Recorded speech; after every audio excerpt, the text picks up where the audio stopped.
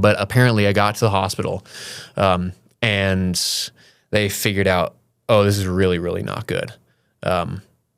They figured out I had an open book pelvis fracture, which is by far the worst fracture you can ever have. Because, I mean, the amount of like vascularity in your pelvis, it's like all your major arteries, a lot of blood quantity goes through your pelvis. So usually if it fractures, it snips one of those and you're done. So one of the coincidences is nothing happened there. But so they figured that out. I mean, obviously my leg was like broken in half. It was pointing in the wrong direction. Then they, on top of that, they figured out I had a ton of abdominal perforations. They knew obviously my jaw was broken, but the biggest thing that they found out was they did some scans and they found out I had a grade 4 thoracic aorta transection. But essentially what that means is my heart was disconnected from my body.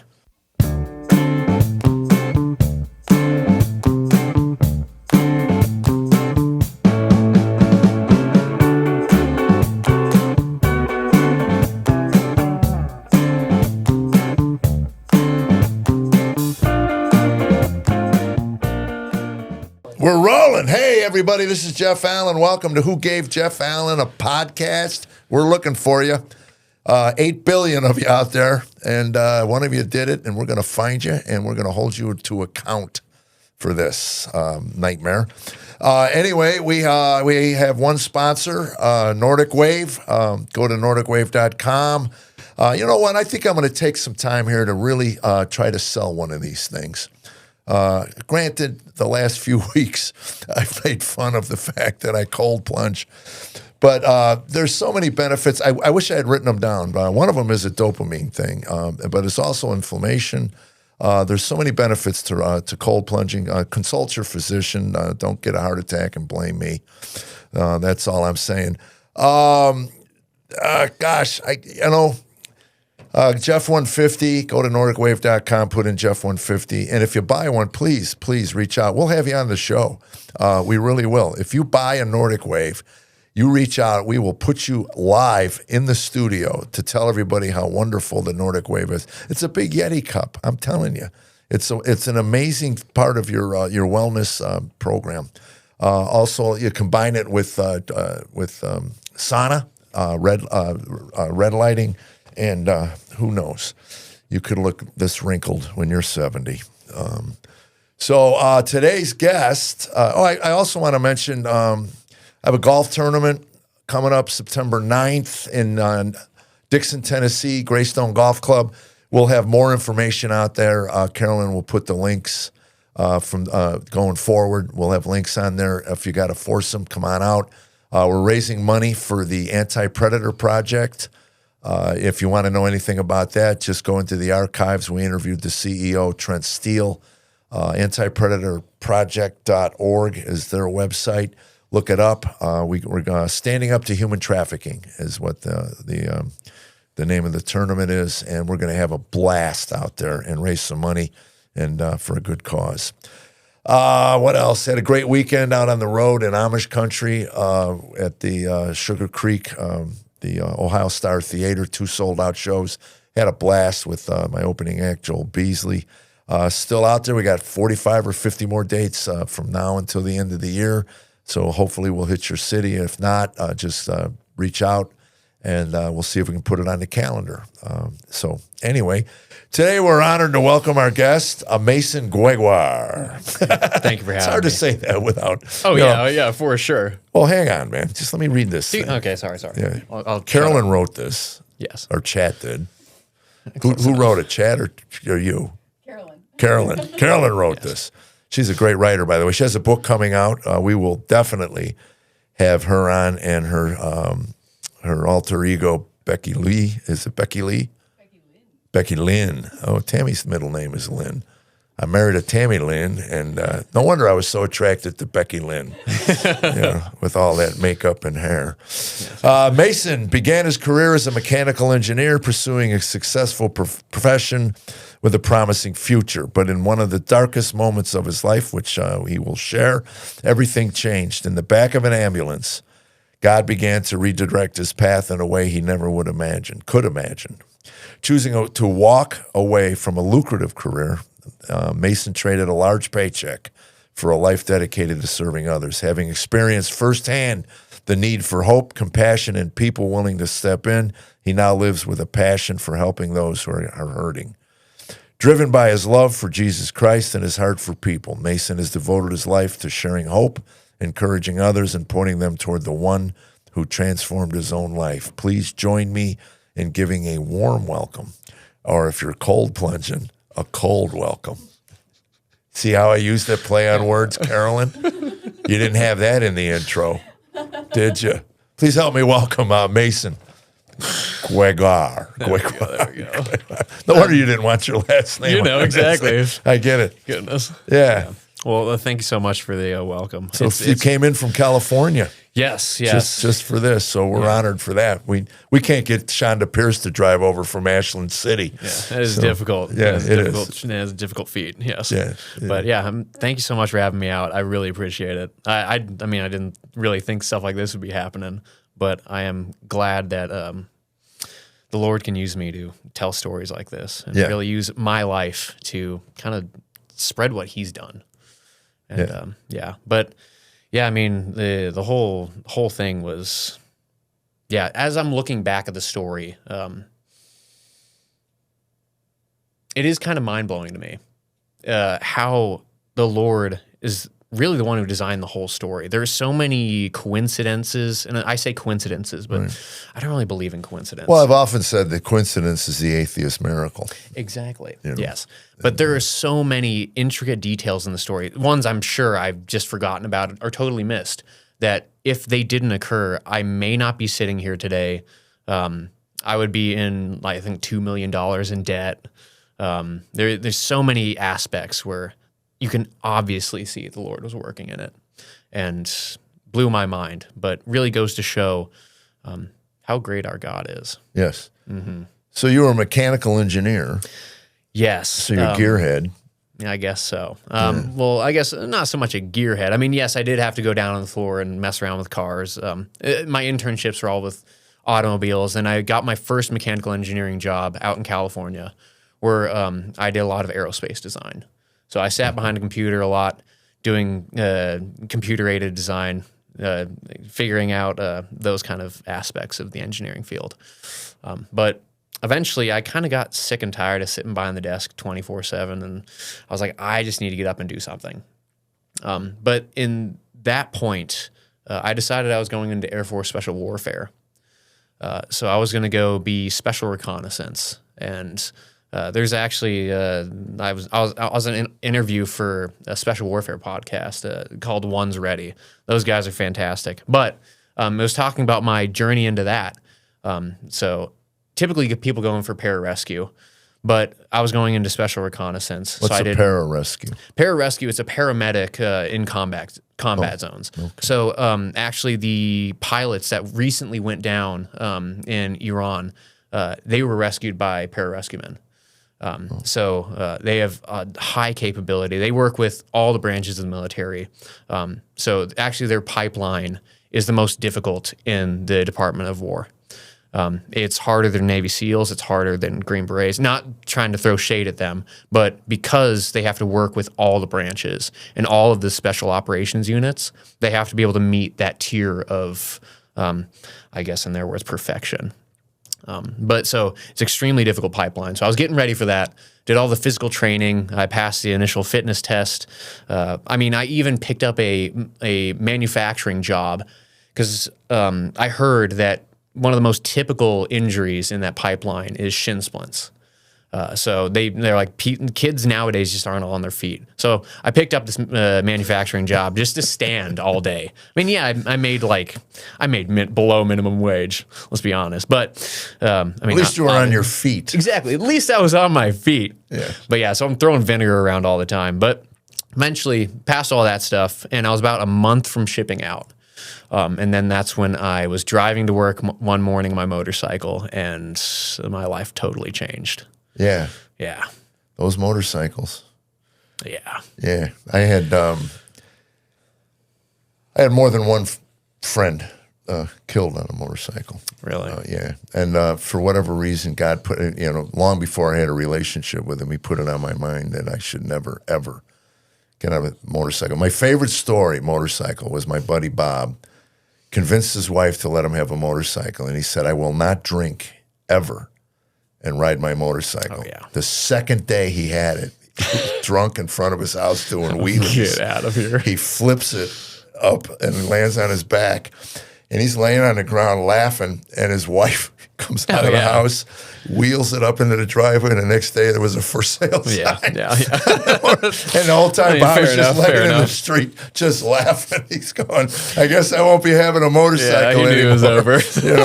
Yeah, it was, yeah. So anyway, probably saved his life. Fair enough, yes. Yeah. I mean, gosh.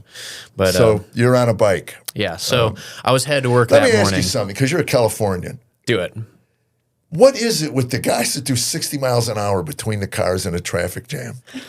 Okay. I'm telling you, I've had almost more than one heart attack, and I'm just sitting there, and and you look, and the guy, like, okay, I get it. You want to go between the cars, but 60 miles an hour? Okay. Aren't you begging to get, Well, yeah, fair enough. But think about it this way. Okay, traffic in California is obscene. It's just like, okay, I have to go down, I have to go to work, and if there's absolutely no cars whatsoever, it might 20, 25 minutes. But if there's traffic, like the usual obscene traffic in Orange County, LA, it could take like an hour to like an hour and a half.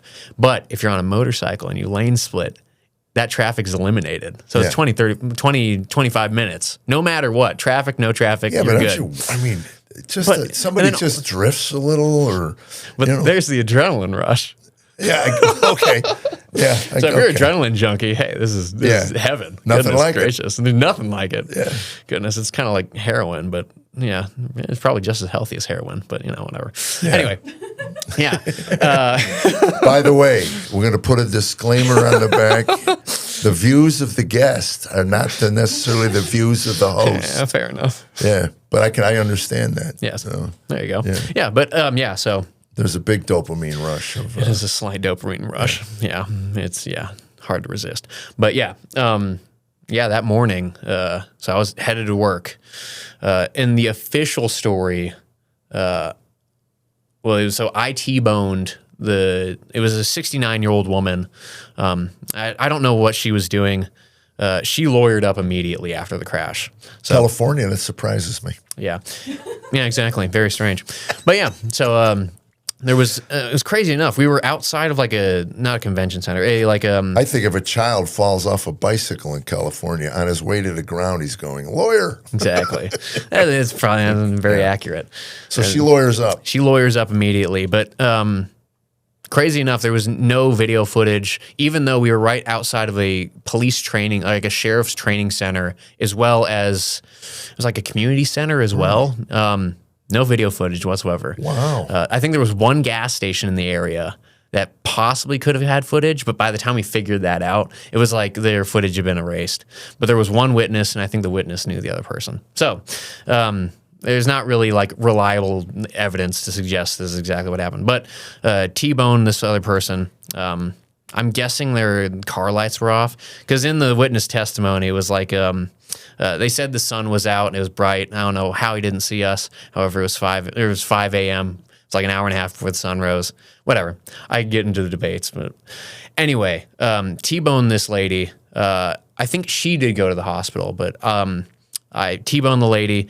The ambulance and paramedics got there within about 5 minutes. Oh, that's good. So, and actually, I went and visited the station that they came out of, because it was really important to me. I wanted the paramedics to see, your job actually makes a massive difference in people's lives. So I wanted to make sure I saw them, shook their hand, so thanked them for letting me be here. But so they got there in 5 minutes, and when they got to me, did you fly over the car? I don't know. Oh, were you wearing a helmet? Yes. Okay. I was wearing a helmet. Thankfully, I was wearing all of my safety gear, so I had no road burns, nothing like that. This is my cousin. My cousin hit a dog at 70 miles an hour, and the only part of his body that got hurt, he didn't have a leather glove on his hand. Really? And he lives in Florida. Oh, yeah. And it was summer. And before he went, he had his shorts on, his sandals. He was just going to go for a ride. Yeah. And he goes, I think I'll put my leathers on. Oh, my gosh. Doctor told him it saved your life. Definitely. So, yeah. Yeah, so I can heavily relate to that because they picked me up and they honestly were like, it doesn't look too bad. I was conscious. I was talking to them. I was apparently cracking jokes. Like I had a broken jaw. They noticed I had a broken jaw. That's usually when I'm my funniest. Exactly. Obviously. Because you can only make the situation worse by having a terrible attitude.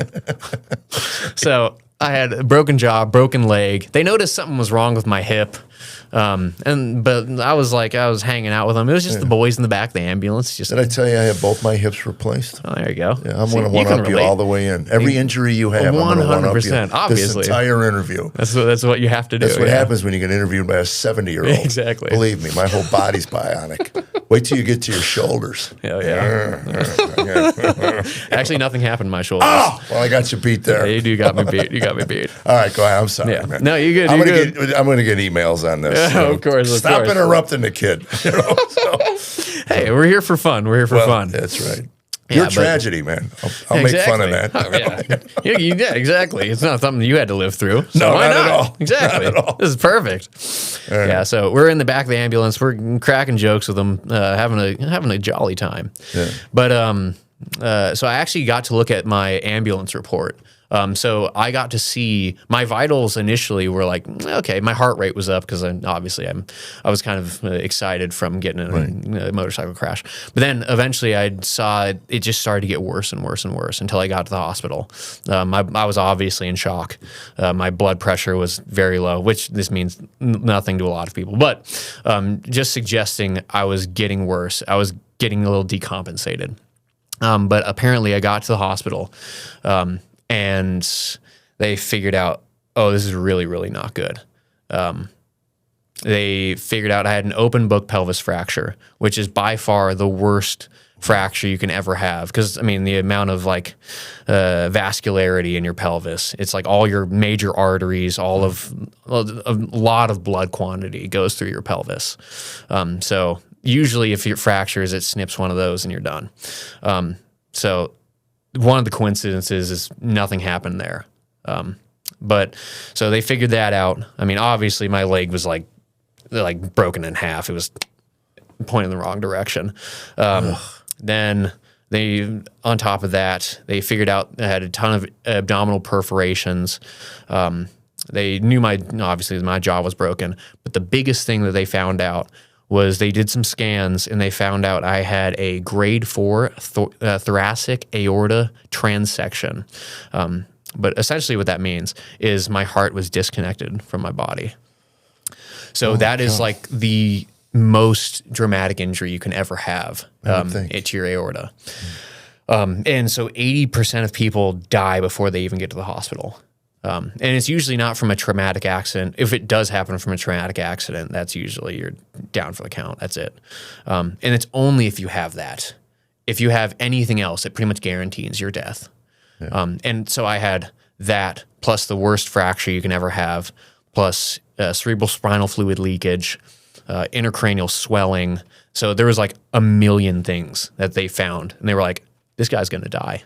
Right. He's guaranteed going to die. So that's when, the paramedics on the way to the hospital, I think they contacted my mom. Yes, my mom, and was like, hey, we're with your son in the ambulance. We're taking him to the hospital. That's all I can tell you. Wow. And so, that's just like a slap in the face. So she calls my dad and is like, hey, Mason's in the ambulance. That's all I know. But so this all kind of led up to my pastor and my roommate at the time, who's my best friend, Edgar, fantastic dude.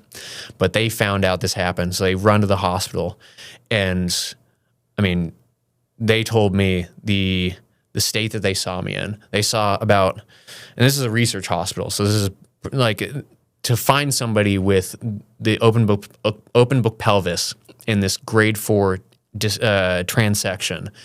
It's like there's going to be a million people around because this is a once in a lifetime opportunity to see someone in this kind of state.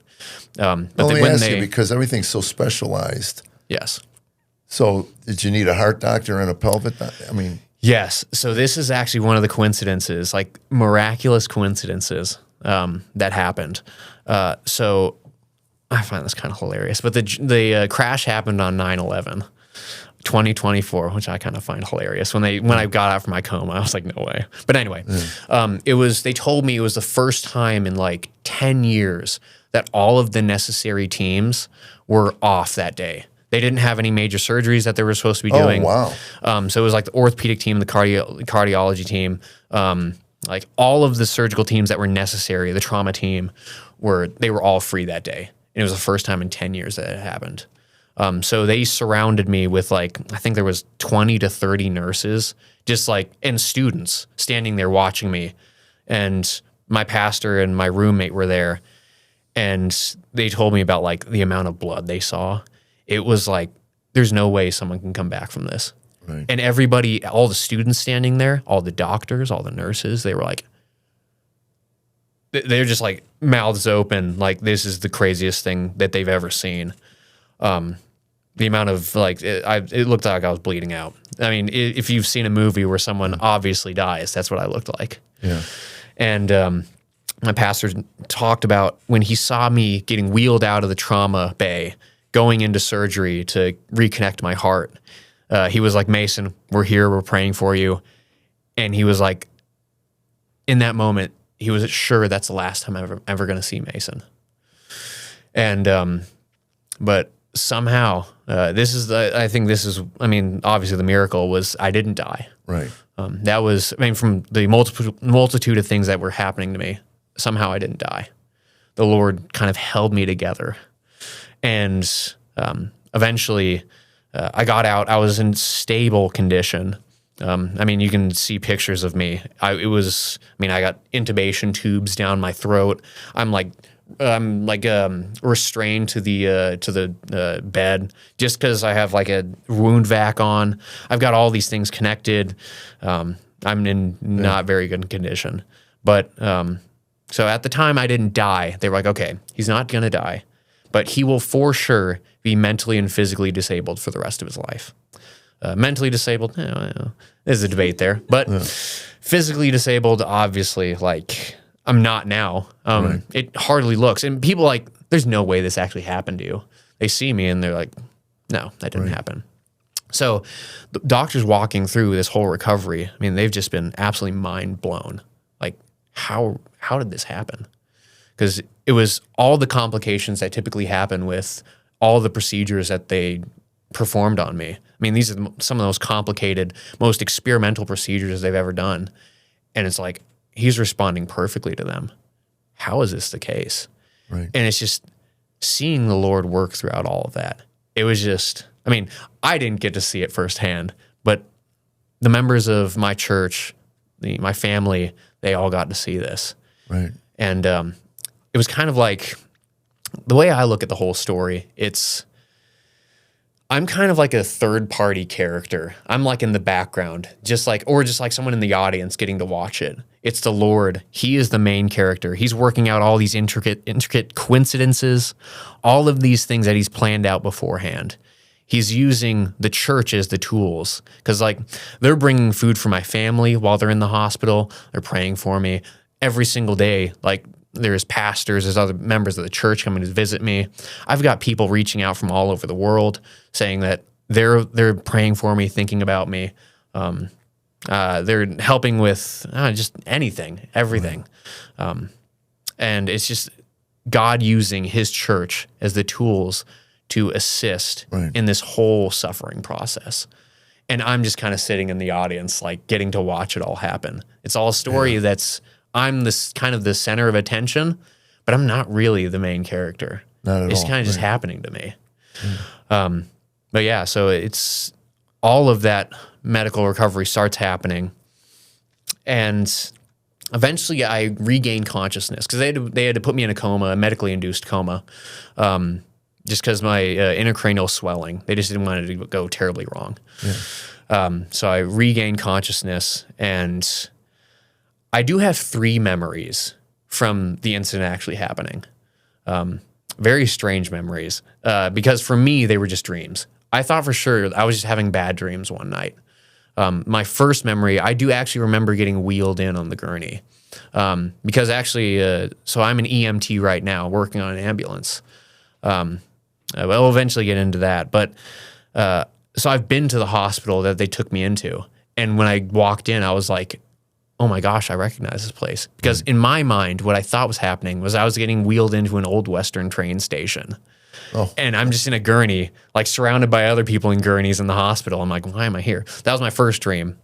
The second dream I had, it was when I regained consciousness, I was certain that I was just in Afghanistan. Because the nurses are saying stuff around me. I'm like, they're speaking a different language. I think it's Arabic.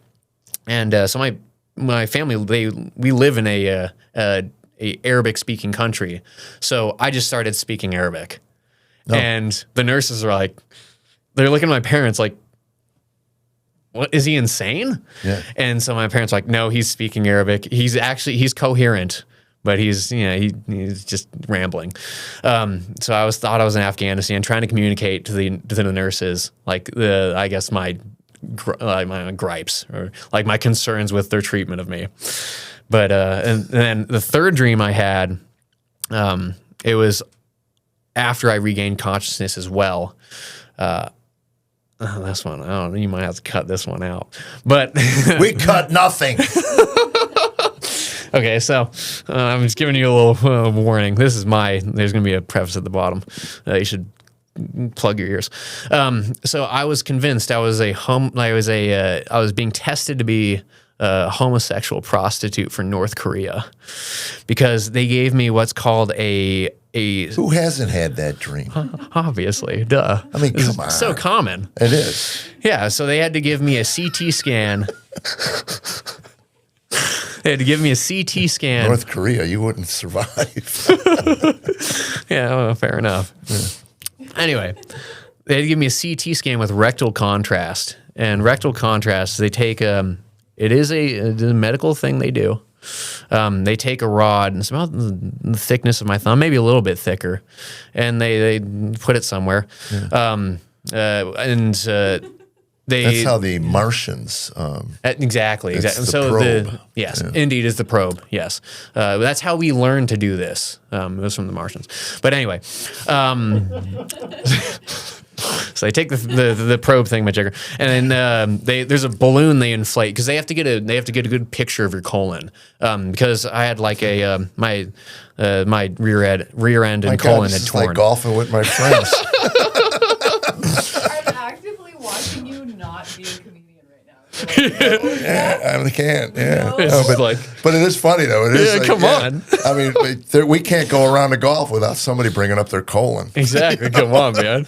Yeah. We have an over/under 5 holes. Before somebody brings up an ailment. Fair enough. Under 1 hole. 1 hole. That's right. Yes. All right. So anyway, so now you're getting probed with a balloon. I'm getting probed with a balloon. So the balloon inflates so they can get a good picture of the colon. And then when the balloon inflates, at the very tip of the balloon, like warm liquid comes out, and it's the contrast, which gets the good picture of the colon. So I was fairly certain that the prostitute thing was happening, but I could see that exactly. So I actually I had to get that procedure, the CT done after, like 6 months after I got out of, or was in the crash. And I was like, okay, the dream for sure made it so much worse. No, the dream made it better. It was like my mind trying to think of the most logical thing for why this was happening, and it makes more sense. But it was terrible to experience it with no drugs, no amnesia. It was just the rod and the lube. That was no fun. But anyway, that was the third dream I had. But coming out of the coma, I think the first 2 to 3 weeks I don't really remember. Just those spotty memories here and there. And that's when they were like, okay, this might be how Mason is for the rest of his life. Just mentally, just not really there. Right. Unable to hold up conversation coherently. But so prayer was so much involved. It was my dad, he wrote this blog. He was blogging during this whole process, just updating people. Because, I mean, they were getting texts like 24/7. Right. How is Mason doing? And they're like, they don't really want to focus on responding to every single person. Right. So they started blogging about it. And it was updating people from around the world, how they could be praying, and all of the care and love that they received from the universal church, not just our local church, but was absolutely astounding. So they updated people on, I guess, my progress as I was in the recovery stage. But what was the rehab like? You weren't able to walk because of the pelvic thing. Yes. So so your legs atrophy. Yeah. Right? So I actually so I was about 210 pounds when the accident happened. I was in the best shape of my life. I was going into Air Force Special Warfare. So I was in my peak physical condition. And then they re-weighed me at my lowest weight, and I was like 150 pounds. Wow. So I had lost like 60 pounds of muscle. Because they told me after I got in the crash, my muscles essentially liquefied. Right. Because it was essentially my body trying to feed the recovery process. Right. And that's one of the gifts of, the muscle is essentially God's medicine that he's already programmed into your biology. When terrible things happen, the more muscle you have, the better your outcome is going to be. Right. I lost all my gains, so it was kind of heartbreaking. But I lost a lot of weight. I look back at the pictures from my recovery, and it's like I'm skinny as a rail. It was just like it was hard to believe that I was at that point at one time. But yes, my recovery started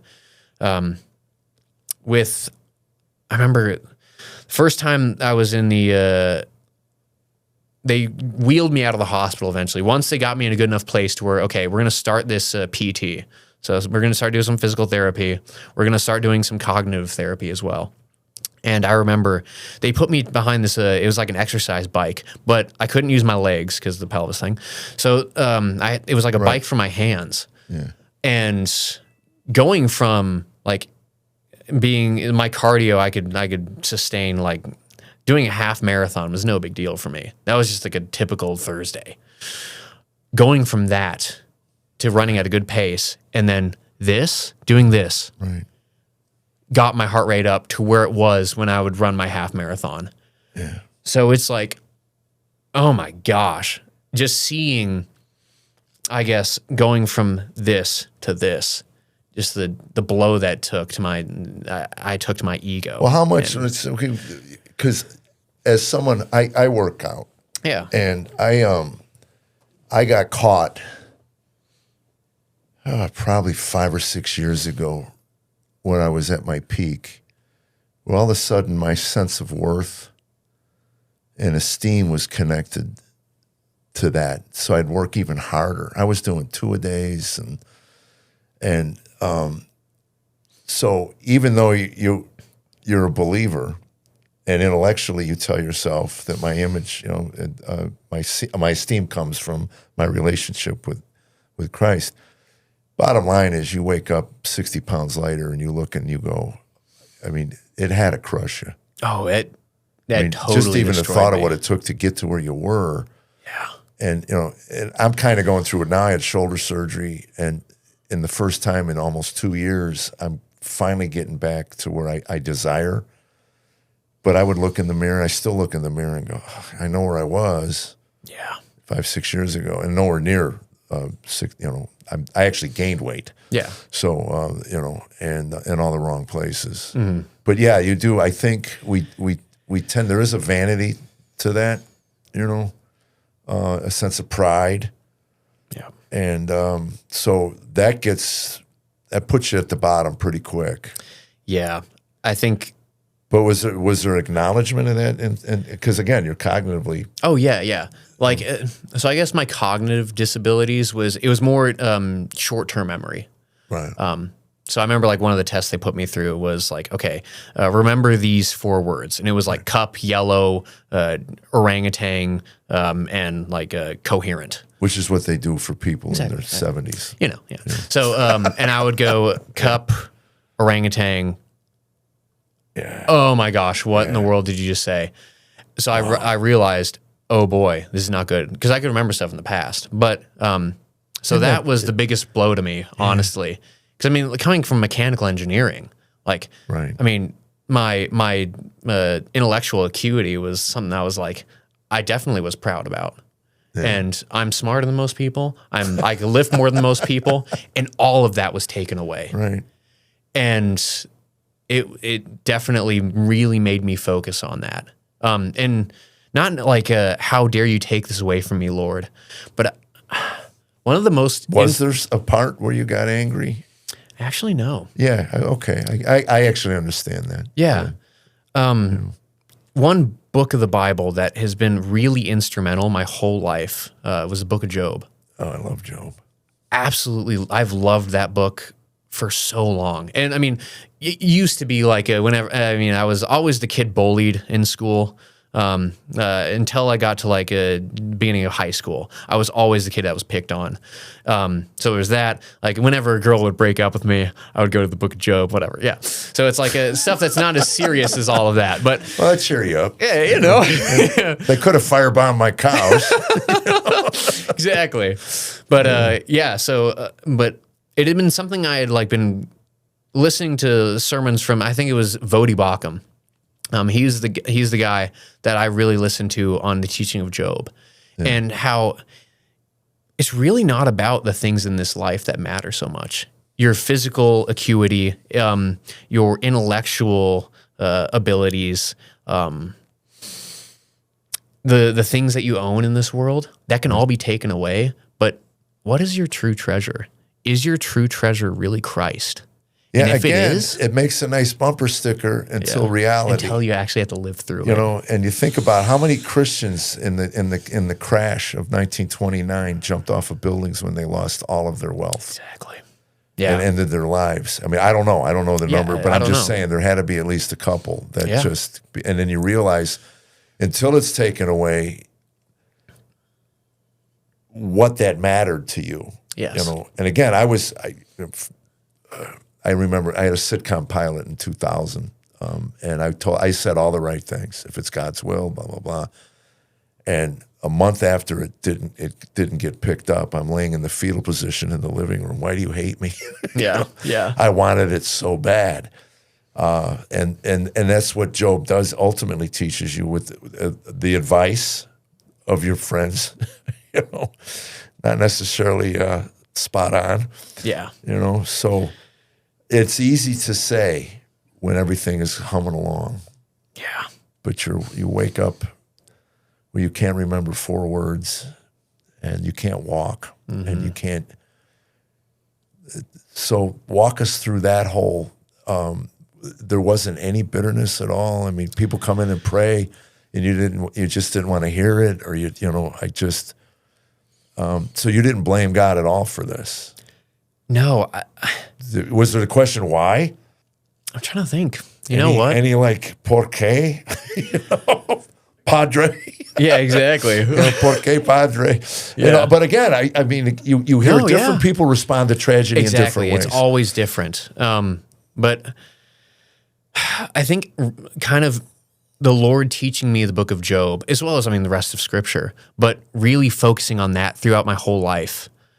I guess bringing my theology and doctrine from my head to actually living it out. Right. Well, that's when it gets real. Exactly. It's when it gets real. It's when it goes from the bumper sticker to actually living it out. Yeah. And there wasn't really a time where I questioned, like, why, Lord? There wasn't. My friends have told me there was never really a time where I complained, because my point of view was, it is better that I am in this hospital broken to pieces, but in the will of God, than to be anywhere else. To be in a 5-star mansion, to be going into Air Force Special Warfare, doing my dream job. It's better that I'm here under God's protection, doing what he wants me to be doing, than be anywhere else. Wow. And I was like, you know what? I'm kind of cool with that. That is, by the way, and I'm talking to the people now, the real gift of this relationship with Christ is the peace amidst the storms. Mm-hmm. That's, I can attest to that throughout our lives. He is the Ebenezer that you can hold to. The tragedy doesn't stop. He mentions that before he leaves. He says, you're going to face trials and tribulations. Yeah. But that there's a comfort in knowing that there's a purpose to it. Yes. There's a point to it. So when did it become like, okay, I'm changing now. I'm not going to, obviously you can't go into the military. Exactly. Because I think the amount of waivers I would have had to get, it would have taken 5 years. Yeah. So I was like, okay, that's swept off the table. Yeah. But you can still mechanical engineer from. As long as my brain got back to where it was going to go. Yeah. So when I kind of was starting to recover, I was actually, I've seen I made some social media posts, and the grammar I used, I was like, oh, this is bad. It was so bad. My IQ must have been really low at that point. But well, actually, you're into the upper 80 percentile of people who post them. This is fair enough. Grammar? I was like, I can relate to the people now. Right, exactly. Yeah. But so I was kind of like, my intellect was taken away, but I was still kind of like, at that point, I was like, I can still go into Air Force Special Warfare. To me, that everything that you held as your esteem was taken away from you. Yeah. So, but there comes, I guess, a gratitude that you're still alive. Yeah. And the thing, I'm a really avid, I'm an addict to going to the gym. So at that point, I was like, I'd seen from the cardio thing with Jigger. That's what I did for my shoulder. Exactly. So, it's actually a heck of an arm workout. It actually is, yeah. But I was like, I can pull myself out of this. I was convinced I could, because it's either convince yourself you can, or wallow in your misery for the rest of your life. And absolutely. That is though. Yeah, but exactly. Those basically, you come down to two choices. Yeah. I can accept this and then do something about it, or I can just wallow in the self-pity for the rest of my life and be a victim about this. Mm-hmm. So God bless you for that, Yeah. And working on the ambulance, I see both sides. I see some people who choose one, some people who choose the other. Absolutely. When my wife was diagnosed with breast cancer, the doctor asked her, "You're going to live, you're going to die?" And she said, "I'm going to live. I haven't even met my grandbabies yet." And he said, "That means more than any number I can give you or any treatment I can give you. Yeah. We're going to do our best to get this, but your mental attitude is huge in this process." Because he told us, he said, I get women in here in their early 40s, they get the diagnosis and they age 20 years in 8 months. Yeah. He said, just the fear of all of that. And it's understandable. Everybody processes it differently. Exactly. It's not a judgment call one way or the other. I'm just saying that to have the mindset that, one, I'm grateful I'm here. Yes. And two, I'm gonna do something about this. Yeah. I'm not gonna just sit here and then be a victim about all of this. Mm-hmm. Yeah. So but you had to look at that hill. Gosh, it was what a mountain to climb. It was a tall mountain to look up at. Oh my gosh, yeah. So, but I've always kind of seen it as like you just got to take those small steps. Eating an elephant, that's a big thing to do, but it's just one bite at a time. Well, it's also, in the 12-step program, one day at a time. Yeah, I just got to get through today. Exactly. And not use. So, yeah, and being in the hospital, it was How long were you in the hospital? I was in the hospital, I think 2 months. Wow. Yeah, but it was just facing every single day. Like, I just focus on what you're doing today, Mason. Don't focus on when am I going to get out of here? How long is it going to take me to fully recover? Looking at all of those insurmountable tasks. It's what's happening today. Right. What can I do today that is going to help me just take a small step forward? So having that point of view, even though, I mean, there were times where I'm just like, I want to get out of here. Right. It's like longest I've ever spent in the hospital since 3 days. And by 72 hours, I'm a raging lunatic. Yes. Oh my gosh. I can, like, right now, I can still picture the wall I was staring at. Like, I can see the TV, I can see the nurse board, I can see the windows right there. Oh my gosh. The amount of times I rewatched the original Iron Man. Yeah. Insane. But because he got blown up by by his own missile, and he had to recover, and he built the That's big a great suit. movie to watch. Oh Right? yeah, exactly. But yeah, anyway. But yeah, so it was a very dark hallway to walk down. Yeah. Just like. So how often were you doing PT? I probably look forward to that. Yeah. Get you out of your room. I can get out of the room. I can just do something. Yeah. Yeah. So I would do PT pretty much every day. Yeah. They would have something for me to do every day. So that was nice. Just getting out of the bed. Because I remember the first time they let me out of bed, they were like, okay, we think your pelvis is healed enough to where, like, you're not going to put any weight on your legs, but I think we can have you sit down. I remember that. Holy cow. Yeah. That was like. So you couldn't sit? I mean, I couldn't even sit when you for were a while. doing the cardio thing, that was after this. Yeah. When I was initially in the hospital, before I was doing the PT stuff, I was in my bed. I'm like, I want to get out of bed. I just really do. So eventually the orthopedic team was like, okay, we think you can sit. You're good enough. So they came in with the wheelchair, and I'm just like, I'm like, happy tears are coming down. I'm like, oh my gosh, I can't believe this. So when I sat down in that chair, like, just pools of tears flowing. Just I'm so happy. But then I remember, like, wheeling down the hallway. That's when I realized, I'm not in the shape I was in before. Like, that was one of the hardest workouts I've ever done. It was to the point where, like, I just need someone to push me. But then going outside, that was like, I didn't want that moment to end. Right. Like, feeling the sun on my face, hearing the birds chirp, like, smelling like flowers and whatnot. I was just like, this is incredible. Enjoying God's creation. That was, yeah. I wanted to make sure I never forgot how thankful I was.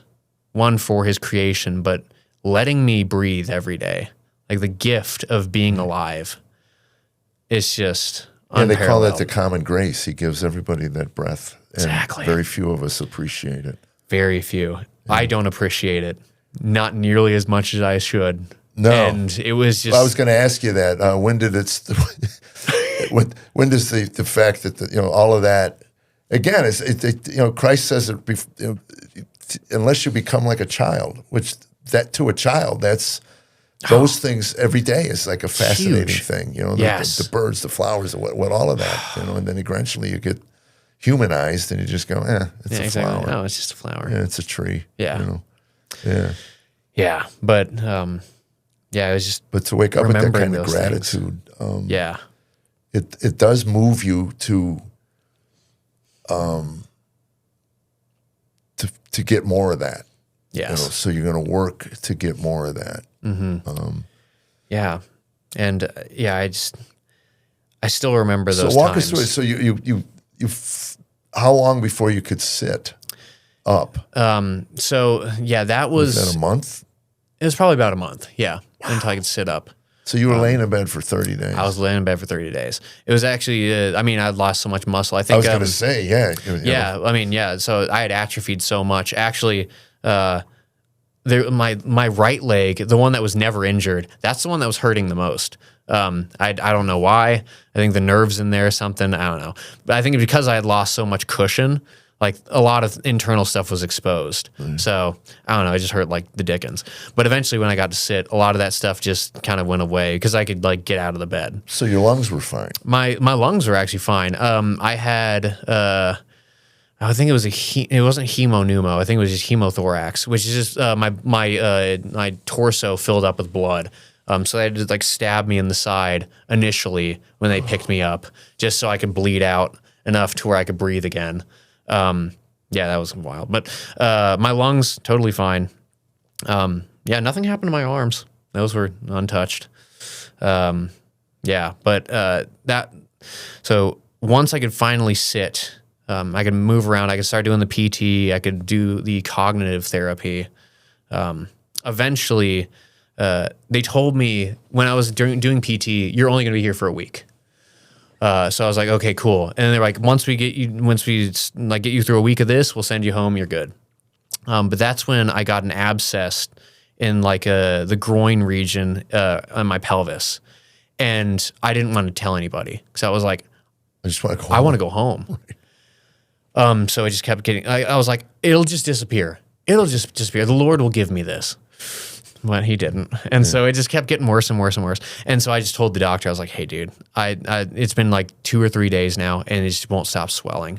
So they had to cut me open. They took like 50, or it was like 50 cc's of pus inside of my pelvis out, and they packed me full of wound dressing, and that happened 2 times. So it was like they would tempt me with, in a week, you're going to be able to leave and go home. And then something like that would happen. And it just like sucks the air out of your lungs. And you're like, oh, it's like you see the light at the end of the tunnel and it's pulled away. Yeah. So it's like begging the Lord, like not just like get me out of here, but let me just be at peace with how you're leading me through this. Because I know this is your plan, but dang, is this hard. Right. It's kind of like how Job, he didn't blame God for the things that happened to him. At the end of chapter 1, it tells you that in none of these things did he blame the Lord. Right. But it's just like, but he still outcries the Lord throughout the whole book. You just want to know why. I want to know why, man. Right. Yeah. And so it's crying out to the Lord. And yeah, that was a dark place to be. But yeah. But eventually, after my pelvis started to cooperate with me, they told me, hey, we don't know for sure if more infections are going to pop up like that, but you can leave. So I was like, yeah, this is not a very hard choice. I want to leave. Right. But they were like, hey, if something does pop up, just come back. We'll see you again. I was like, okay, hopefully that doesn't happen. Thankfully, nothing else did happen. No more infections occurred. But eventually I got to go back to my apartment. But at that point, my parents, they were going to go on their 30th wedding anniversary. So they were like, Mason, are you okay being alone? Not just alone, but like we're going to have our buddy Norm from Arizona come out, and he's going to watch you for like 2 weeks. So I love Norm. Norm is great. We love Norm.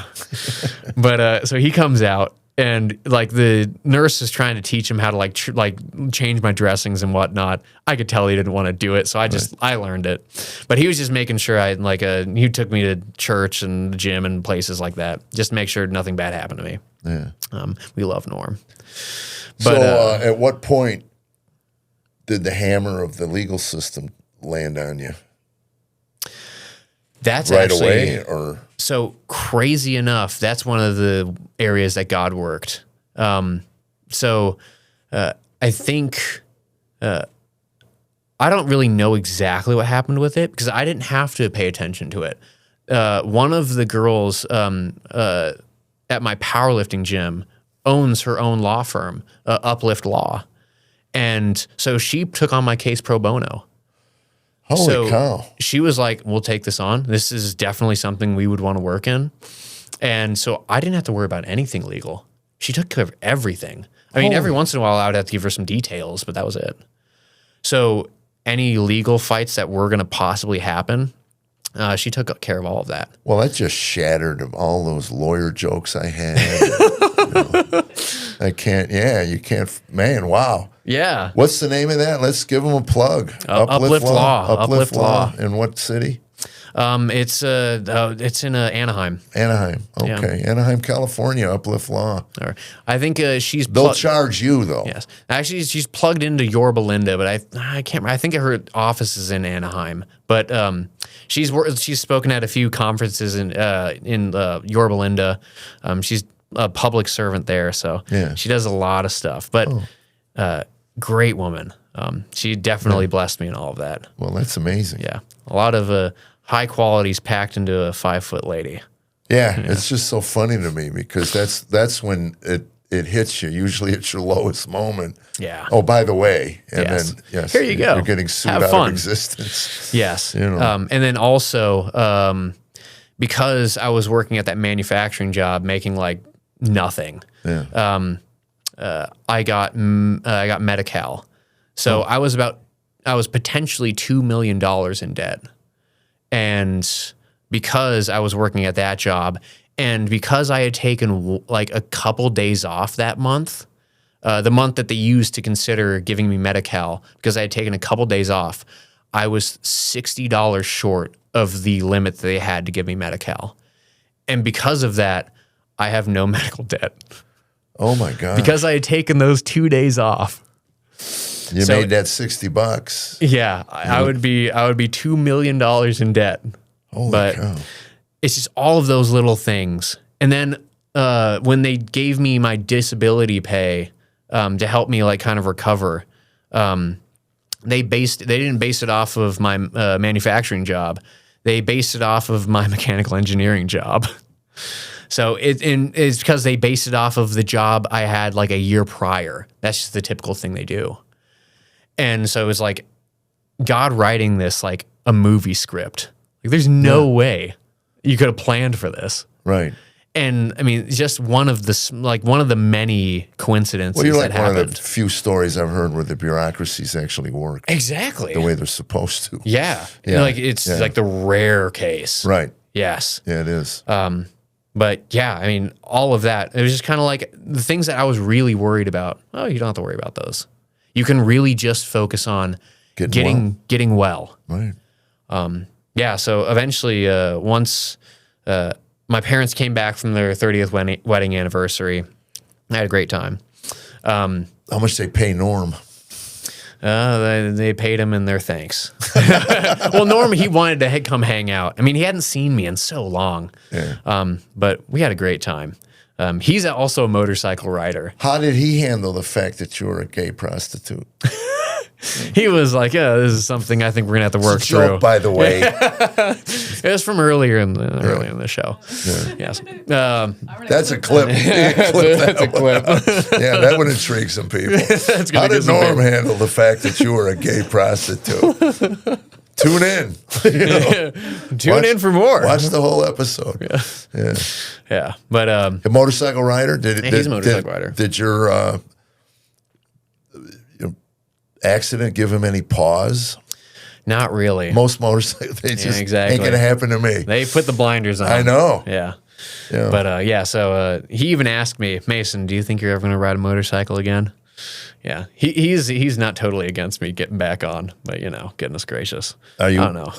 You're not riding now. No, I'm not riding now. Yeah, I would think that would be. Yeah, that would be yeah. So, but he took great care of me. Eventually, my parents came back, and I remember the day that the orthopedic team was like, "Okay, you can start trying to walk again." I remember being in my apartment, like walking behind my wheelchair. Just like the biggest grin you've ever seen. I could not believe I could start walking again, but it was extremely humbling because I could only walk for maybe 20 feet, and because that's when my pelvis would really start hurting. So it was just like it put another limit on this. You can only go this far in trying to physically recover.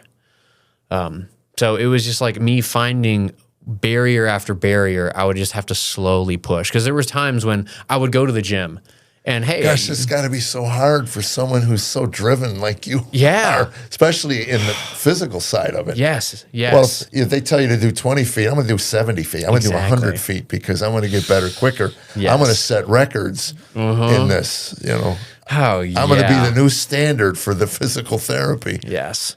But when I would try to push myself, that's when like things would inflame incredibly. Things would swell up. There would be times when I remember the first few times I tried to squat after the accident. If I would try to squat and like without something to sit down on, my pelvis would like start to like really get inflamed. Like like it would swell up incredibly bad. And I'm just like, I don't want to go back to the hospital. Let's not do that. Did they reconstruct it with any artificial parts, or they just let it heal? Well, no. So they took some screws. So they screws, screwed it together. They had to give me some beads on the inside that were like covered in antibiotics, just so something was there. But they actually gave me the screws, so I have those now. Oh, yeah. That's pretty cool. But Conversation piece when you go out on a date. exactly. You want to see my pelvic screws? Yeah, I could see that turning somebody on. Come on. Yeah. I got all the ammo. But yeah. But during that, it was like it was just painfully obvious physical limitations that were presented to me constantly. Like if I would do too much, it would get inflamed. If I would do too much, these certain barriers would like really kick back against me. Right. So it was like I had to really be intent about making sure I didn't push myself too hard. So how long after? Okay, well, now we're after going home to driving, going to the gym, and just kind of starting to live a normal. Yeah, and then now you're an EMT or training. I'm an EMT. Yes. Yeah. So I couldn't I would be able to because of that's all because of this happening. But obviously due to the accident, but because I would get inflamed, I could only push myself so far. So I would be in my wheelchair most of the time. And then every once in a while I could tease myself with a little walking here and there. Yeah. But so I remember starting to go to the public gym for the first time. I'm like wheeling myself in a wheelchair into the gym. And I didn't lose everything. Like I could still... Did you put a picture of your old self on your shirt so everybody that looked at you? This is actually how I look. This is what I look like. Yes. This is how I psychologically look. Yeah. Yes. Yes. But funny enough, I would wheel myself into the gym over to the bench press. And then I would go from the bench, go from the wheelchair, get on the bench. And then funny enough, I would bench more than pretty much anybody else in there. So they're just I would hurt some egos. But it was just extremely humbling. The bench was the only thing I was good at because everything else, I'm just pathetic. Yeah, well, your legs are probably like sticks. Oh, yeah. Well, so the one weird thing was this leg was pretty much totally fine. Nothing really bad happened to it. This one, I think this one actually still is a little smaller than this one. But anyway, then it was significantly smaller. And so I would just try to squat with the empty bar. Eventually, when I could squat with an empty bar, that took probably 3 months of being out of the hospital. Yeah. And yeah, it was just 3 months of clawing my way back. It felt like clawing my way over glass, just trying to get back to where I could finally do the stuff that I love to do. And I remember for the first time I actually ran, and I would run 50 yards. I remember running 50 yards for the first time. I was like, this is incredible. Oh, wow. I can't believe this.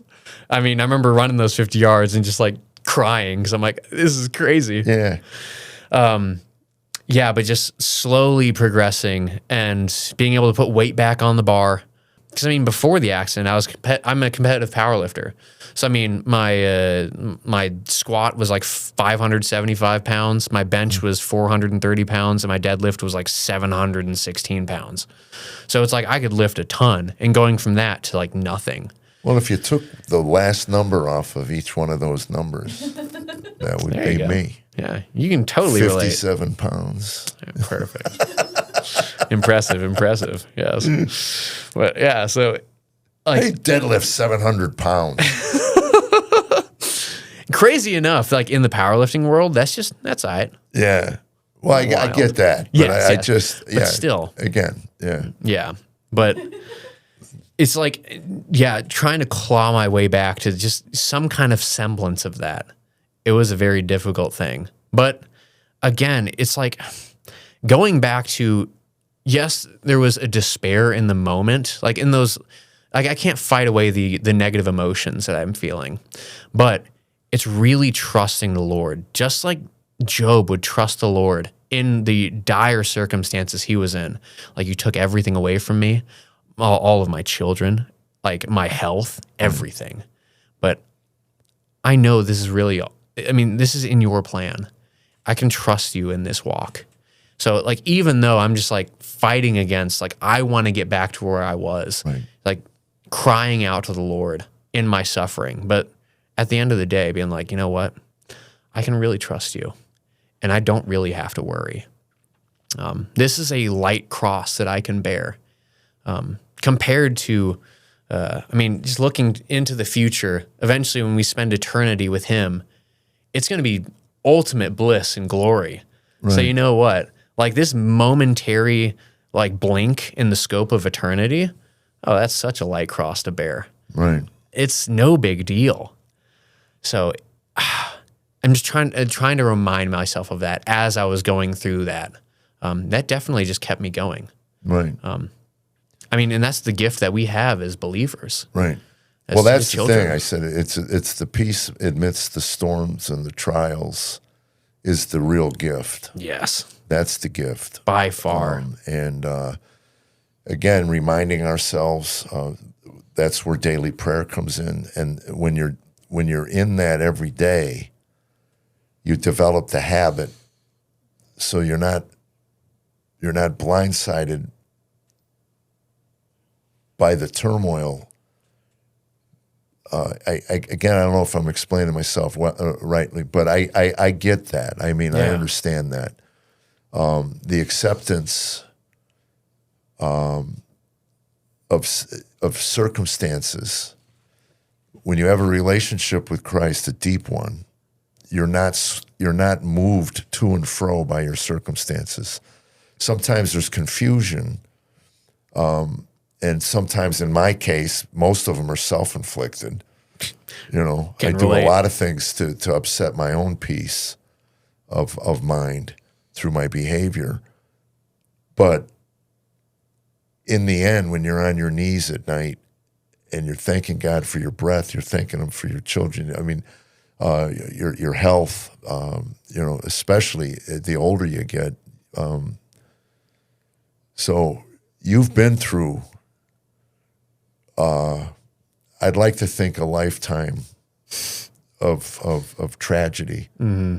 You know, so you should be able to coast for a little while. Yeah, you know.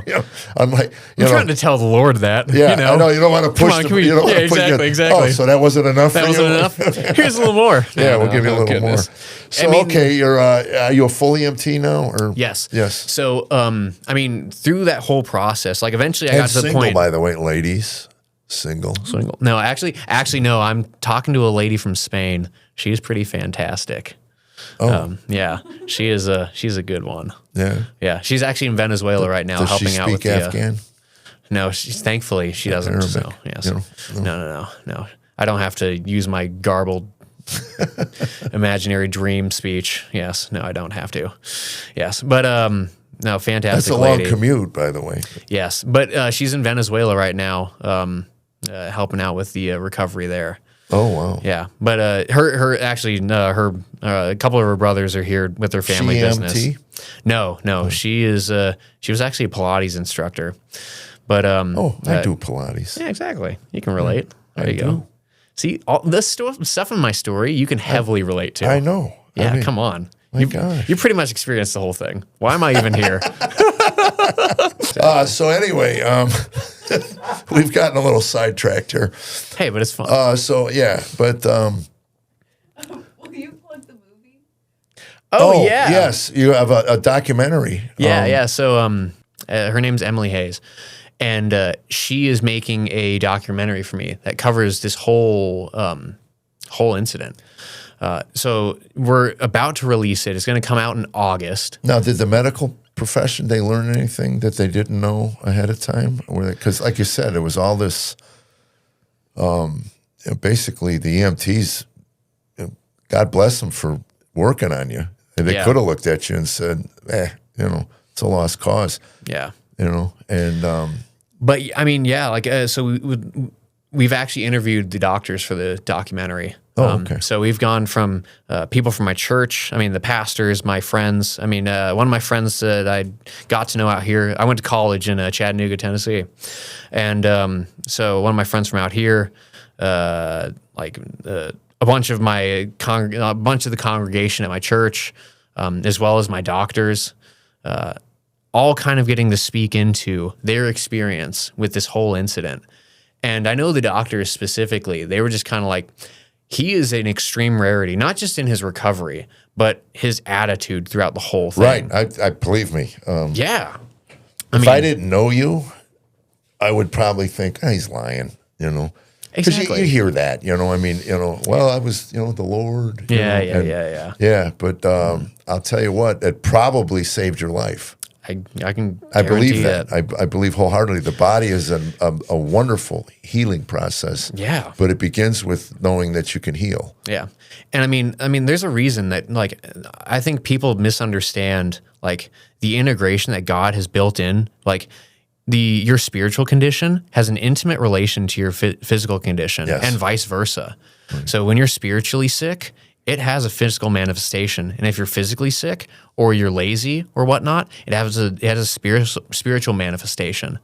And because God has created us as physical beings, there is so much that is gained spiritually from how you interact with the physical world, and so much that you can gain physically by, I guess, just having a good attitude or just being really thankful and at peace in your relationship with the Lord. And it's invaluable. Even amidst the tragedy. Yes. And that's probably more important than anything. Yes. Again, I always hearken to the serenity prayer. That's my go-to for everything. When I find myself out of sorts, yeah. Can I change this? Yeah. No, then I have to accept it. Exactly. And the acceptance is where the peace comes in. Yeah. If this is God's will, then I'm, and if it's not, then he'll give me a thought or a move to change it. Yep. But for the most part, most of the things that happen to us are, they're just things that need to be accepted. Exactly. That was Job's conclusion at the very end. God never actually told him why he did what he did. No. We get to know because the book's there. Yeah. But Job had no clue. Yeah, it's funny. When I first read Job, I had this image of God sitting down with Satan over a cup of coffee, and Satan going, "Give up, man. They're all losers. Every last one of them." He goes, "Well, I got one down there. I got Job." Yeah. He goes, "Yeah, well, look what you've done for him." Exactly. And he goes, "All right, you can take it all away," and he'll still worship me. And as it turned out, he did. Yeah. Completely blind to the conversation. But, exactly. My favorite line in the entire book of Job was when his wife goes, "Are you still? Yeah. Are you still?" He's sitting there with sores and exactly and the sackcloth and everything, and covered in ashes and sores and pus, and you still. Why don't you just curse him and die? Curse God and die. But that's that's should I not take his blessing?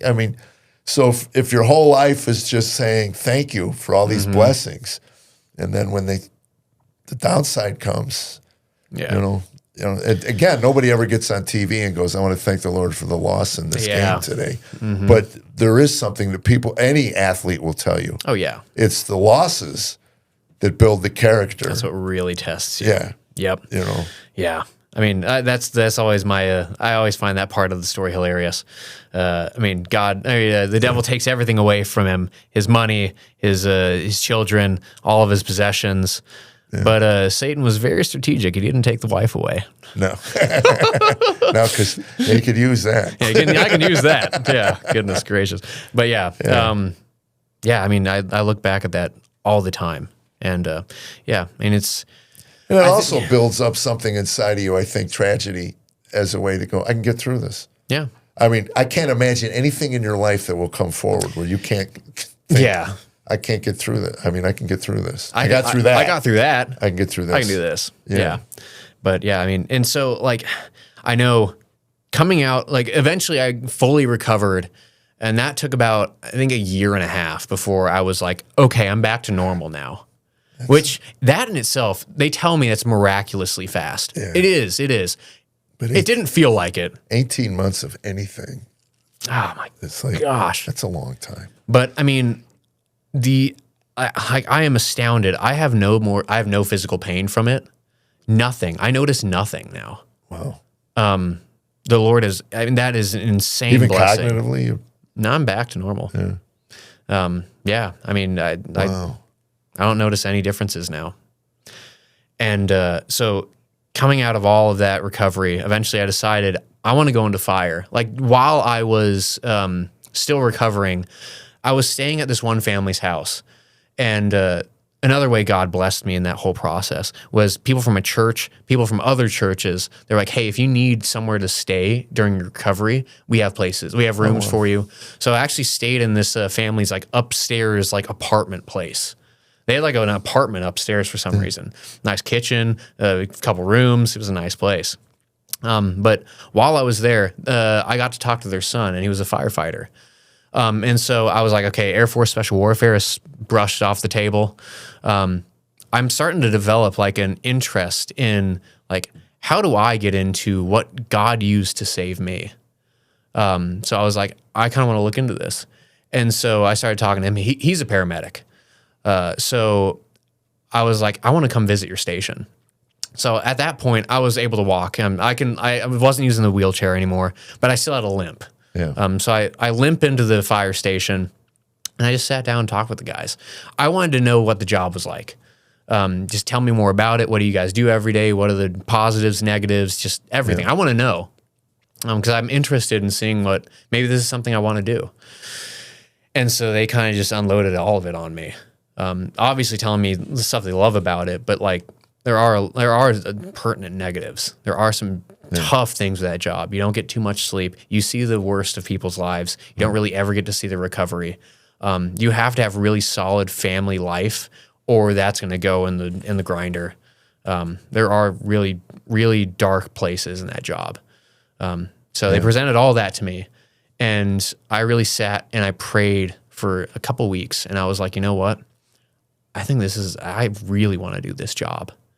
And as I've walked through this EMT process, eventually getting my certification, the amount of certifications and licenses and money I've had to shell out to be an EMT is obscene. Yeah. And I make less than people working at Starbucks. Nuts. Yeah. But it's for the love of the game. But eventually, does the Pilates instructor know that? Yeah, she does. He does. Yes, And she's but still, that's a blessing. She, I mean, she has what I think really godly women have. It's a desire to support the man that they are convinced, I guess in her position, is convinced, like, I want to see if I can pursue this relationship with him, see if he is my husband. And I want to be there to help him. I want to be there to support him. I want to be the kind of woman that God has designed me to be. Yeah. And so she's like, I can see the man in him. This guy, he's probably going to make it. And not just make it like physically, but I can see him doing very well. Yeah. Like I know he's not making much as an EMT, but I know where like you can end up when you're a firefighter, especially in California. You do make a lot. That calendar, that fireman calendar. Come on, yeah. Generates Calendar and a green card. and makes some mailbox money with that. Yes, indeed. It's everybody's dream. Literally everyone, when they see me for the first time, they're like, "Are you a firefighter?" Even people who don't know what industry I'm in, that's their first guess. Yeah, me So too. I'm like, I'm built for it. I mean, obviously, that's what I thought when I first saw you. I know. You look like you eat ice cream. You in the ice cream biz, donut biz, something. Oh my gosh! Well, we are going to go out after this to get some Tennessee barbecue. Well, you went to school in Chattanooga, Yeah. so I love it. You know Tennessee barbecue. Oh, I love me some Tennessee barbecue. Yeah, But yeah. we'll be heading out there. So the documentary is in the process. Yes, it will be released in August. This month? Next month? Yes, this coming month. Oh my gosh! So then we need to put that. We need to get this out a week before so people can look at it. Where will it be seen? It's going to be on YouTube for sure. Okay. Yeah. There might be other places, but for sure it's going to be on YouTube. Okay. I have the trailer for the documentary. It's already out. No, where do they find that at? That can be, it's on Instagram, Facebook, YouTube. No, but there has to be an address. I mean, I'm not a bright guy. Fair enough. But just yes. going to Instagram and going, Yeah, exactly. oh, it's not there. Oh, no, it's not there yet. They have to be able to plug in. Yeah, so you can go to MG Barbell on YouTube, Barbell. Instagram, Facebook, TikTok. I'm never on TikTok, but I post stuff there. Good for you, man. That's the Chinese devil. Exactly. I'm trying to work in the Chinese industry. Yeah, that's the Chinese devil. The TikTok. The TikTok. The TikTok. I think I have Carolyn posts stuff on there. Yeah. There you go. I'm on the TikTok. Yeah. Go to MG Barbell. My figure that granddaughter stuff wants out. me to do a dance with her for TikTok. I go, no, that's so cliche. Goodness gracious. And then I would be in demand for dancing. Exactly. And I got enough balls in the air right now. Yeah, and there's too much you'd have to deal with. Yeah, I don't want to deal with that. Exactly. Goodness. Anyway, we will put all those links on there, man. And thank you for coming in. What a fascinating. I think what the most fascinating thing for me was just the attitude. I mean, I know a lot of us believe, a lot of us say, but until that hits, you wonder. Yeah. Would I have that kind of optimism and faith? And I saw my wife, through cancer. She just can't imagine. woke up one day and realized she could die walking across the street getting the mail. Somebody could hit her with a car. It happens all the time. Yep. So you know what? We're not promised tomorrow, and that snapped her out of whatever she was going through. And she did her treatments and she did all her stuff. And then at the end of that, she says, "I will not be defined by this." And it's fascinating to watch people live out their faith amidst the tragedy. Yeah. Because it's the fruit of in the world we live in, where people complain about hangnails and yeah. Yeah. I mean, it really is. And believe me, I whine as much as anybody. So I'd like to think, and I my day will come, and you're an inspiration. And maybe this conversation will come to me on those days where I want to throw my hands in the air and quit or give up or whatever. Yeah, those days definitely hit me. Yeah, well, I imagine they had to, but yeah. But the overarching faith, again, the peace amidst the tragedy is the gift that Christ offers in that relationship. So if you get nothing from our conversation today, take that with you, that Christ offers a peace that you can, again, it's in the scripture, beyond understanding. You can't even begin to understand it. I don't, other than the fact that it's real. That I know, because I've been through my own little bouts with things, circumstances. We all get them. So anyway, this is Who Gave Jeff Allen a Podcast, and that's it, huh? Nothing to announce, nothing else. So anyway, we're just gonna go to Jack's Barbecue. Perfect. Maybe that'll be a sponsor. Jack's, give me a call, Jack. Come on, Jack. Yeah, come on. We need a sponsor. Nordic Wave, still the only one we got. Still looking to sell one. Jeff, 150. NordicWave.com. Yeah. Thank you, Mason. Again, Jeff, I won't even attempt your last name again. Thank you so much. This was incredible. I really enjoyed this. Thanks for coming out to the show. Of course. This was a good time. Yeah, we did. Thank you. God bless you guys. We'll see you next week.